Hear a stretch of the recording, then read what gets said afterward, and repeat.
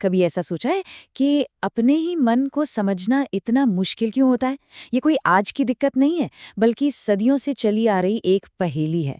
और इसका जवाब शायद हमें कहीं बहुत गहरे, प्राचीन ज्ञान में मिल सकता है। ये एहसास हम सबको होता है ना कि एक तरफ मन कुछ कह रहा है और दूसरी तरफ कुछ और ही चल रहा है।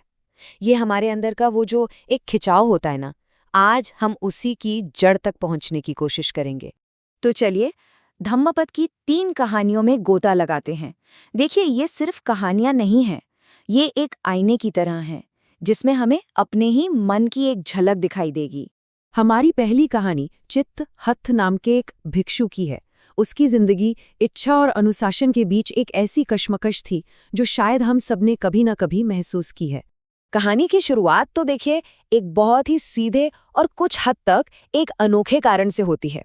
चित्त को बस अच्छा खाना चाहिए था, तो उसने तय कर लिया कि वो मठ में शामिल हो जाएगा। और बस यहीं से उसकी असली कश्मकश शुरू हो गई। एक तरफ था मठ का बढ़िया खाना और आराम, तो दूसरी तरफ था अपनी पत्नी का प्यार और घर का जीवन। उसका मन सच में एक पेंडुलम की तरह इन दो दुनियाओं के बीच झूलता रहा। और ये सिलसिला 1 या 2 बार नहीं, बल्कि पूरे 6 बार चला।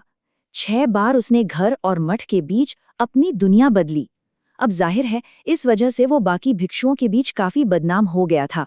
दूसरे भिक्षु तो अब उसे ताना मारने लगे थे।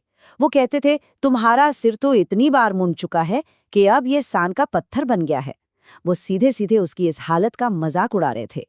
लेकिन फिर एक रात सब कुछ बदल गया। उसने अपनी गर्भवती पत्नी को गहरी नींद में सोते हुए देखा, खर्राटे लेते हुए, बाल बिखरे हुए।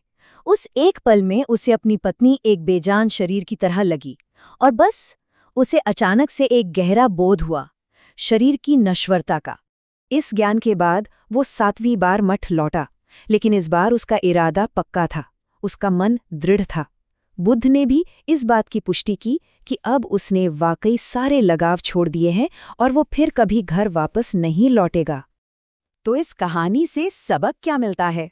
धम्मपद की ये गाथा हमें यही याद दिलाती है कि जब तक मन चंचल रहेगा, सच्ची शांति मिल ही नहीं सकती।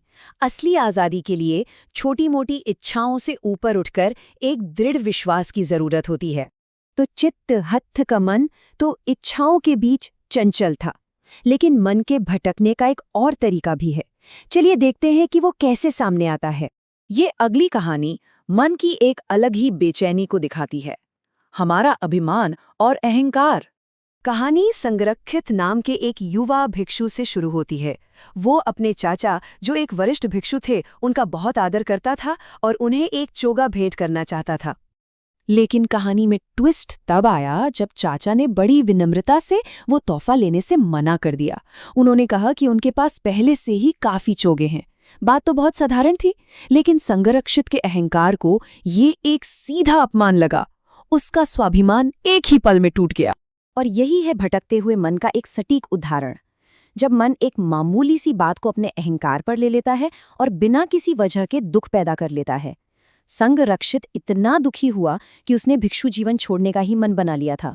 और धम्मपद की ये गाथा बिल्कुल इसी बात पर जोर देती है।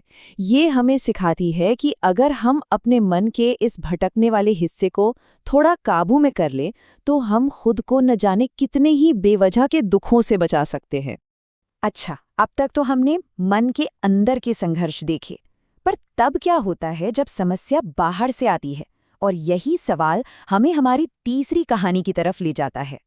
हमारी आखिरी कहानी कर्म और एक साफ मन की ताकत के बारे में है, खासकर तब जब किसी पर कोई झूठा इल्जाम लगाया जाए। इस कहानी में देखिए, घटनाओं की एक बहुत ही दुर्भाग्यपूर्ण कड़ी है। एक जौहरी को राजा से एक कीमती खून जैसा लाल माणिक मिलता है। वो उसे मेज पर रखकर एक भिक्षु के लिए खाना लाने चला जाता है। तभी उसका पालतू पक्षी उस माणिक को देखता है, उसे मांस का टुकड़ा समझता है और उसे निगल जाता है। और जब माणिक गायब हो जाता है तो सारा शक सीधे उस बेचारे भिक्षु पर चला जाता है। सोचिए, चारों तरफ हंगामा है, झूठे आरोप हैं, लेकिन इन सब के बीच वो भिक्षु एकदम शांत और स्थिर रहता है।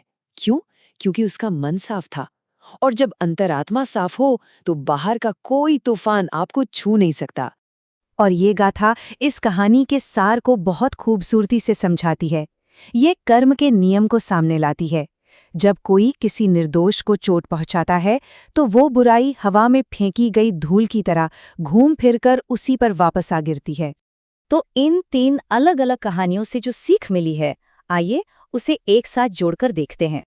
तो हमने क्या सीखा? पहली कहानी ने हमें सिखाया दृढ़ता का मूल्य।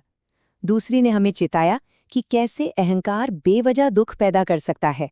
और तीसरी ने हमें दिखाया कि एक साफ अंतःकरण ही हमारी सबसे बड़ी ढाल है। ये तीनों कहानियां असल में मन को साधने की कला के अलग-अलग अध्याय हैं। तो आखिर में ये एक सवाल है जो सोचने लायक है। हमारे मन का कौन सा हिस्सा आज हमसे थोड़ा ज्यादा ध्यान चाहता है? क्या वो चंचल मन है जो इच्छाओं के पीछे भागे जा रहा है, या फिर वो भटकता हुआ मन जो छोटी छोटी बातों पर आहत हो जाता है, या फिर बाहरी दुनिया के आरोपों के सामने अपने अंदर की शांति को, अपनी पवित्रता को बनाए रखने की वो जो चुनौती है, वो है?